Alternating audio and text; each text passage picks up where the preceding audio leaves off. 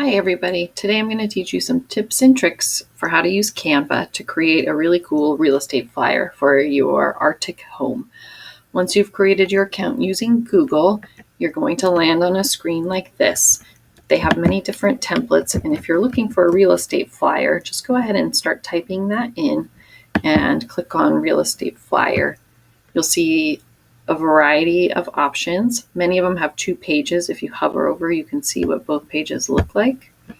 So you'll find one that looks good to you and pick the page you want. I'm going to choose page 2 because I like that I can put 2 pictures on it.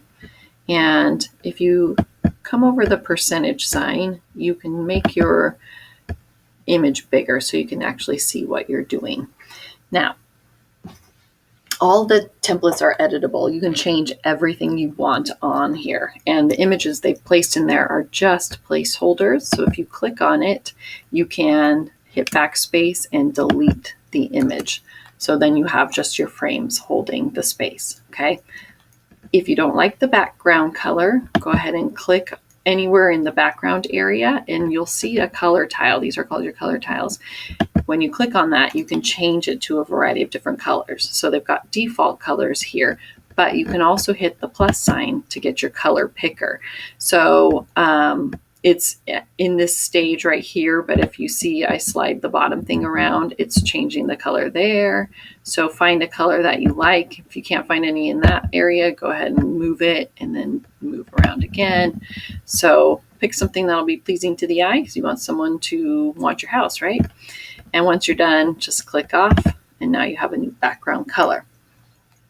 For elements, you can do a lot of different things with those too. So our elements tab is over on the left. You see me here, and there's a lot of different elements that you can add: grids and shapes, charts and lines, frames, and then all these other different things. Okay, if an element already exists in your template, you can click it and make changes to it that way. So you can see when you get it, something will come up. So this looks like I can make it bigger or smaller. So let's say I wanted to make it a little thicker. I can do that. I can also do my color picker again, change its color, okay? And then if I wanted another line exactly the same as it, I would just hit copy and it would create a new one, okay? If I decide I don't want it, then you can just hit backspace and it will delete again. Now, if I wanted to add a new element, let's say I wanted to put a pretty color behind this text box here, then I would be in my elements and I would want to add a shape. So click on shapes and you can see that all of these are free, which is great. Some of them will say pro, which you won't have access to, or they'll have an actual number amount for the money that you would have to pay. So obviously you're not going to choose those. But if you see a shape you like, that's free, click it and it pops onto your screen. Massive. And just like everything else, you can size it, change its color, and move it around. So right now you can see it's covering my text. So what I'm going to want to do here is take my text, and this is advanced. I wasn't planning on doing this, and go to the position. Nope, you don't go to position. We need to arrange it, and I'm not seeing arrange right now. So I'm going to have to come back to that a little bit later. But I could just delete this text box instead and do everything else on top. So add a new element, which I was going to show you next anyways. All right, so now we're going to add a new text box. So come over to your left menu, and there are different styles of text. You can add like title things that you see here, or just a single, add a heading, add a subheading, add a little body of text. So I might start with a subheading. And when you have those little cross arrows, that's the only time you can move it. You can move it into the center of your image and then replace the text with whatever you want to say, okay?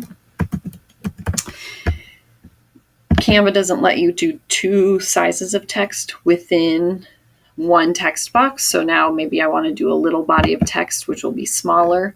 You'll see it came on the same size, and I'm going to change it to something a little teenier, because this is going to be all my features, right? So I'll put it there and start typing my features, okay? I can bullet that list. I can change its color. well, that's black already, I can change the font just like any other document that you work on. Okay, so there's adding text. And finally, we're going to need to upload pictures. So since I already have frames in here, I want you to come over to uploads. These are the pictures you took Wednesday or Tuesday. Upload. And then at the top, you'll see upload an image. And this will take you hopefully right into your downloads folder. If it doesn't, remember you're going to My Files and Downloads because that's where you need to retrieve it from. And you can select them both at the same time by hitting Control and, click one and then hit Control and click the other. And you'll get your check marks and then open. All right, and you're going to watch it as they upload. You see them coming on, and then it's showing you whether or not they're full and ready to go, okay? These are frames, so you're going to be able just to put it right on there.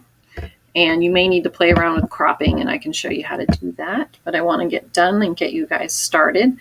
If, say, for example, you wanted some arrows and some labels, you'd want to come back to your elements and click out of shapes by Xing out.